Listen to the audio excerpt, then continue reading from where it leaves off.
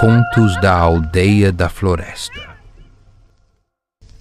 O vento já vinha frio, cortando a pele feito navalha. O pastor subiu o morro para ver as ovelhas, mas não achou nenhuma.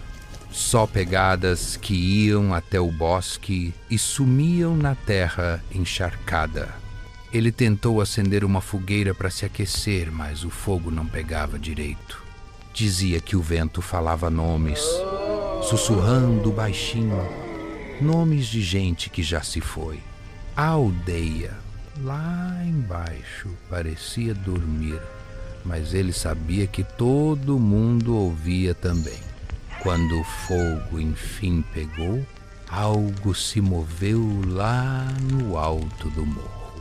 Não era bicho, não era homem, era só um vulto de fumaça, de olhar profundo. O pastor tentou rezar, mas a voz não saiu. No outro dia, acharam só a fogueira apagada e um círculo desenhado de cinzas, como se alguém tivesse sentado no meio dele.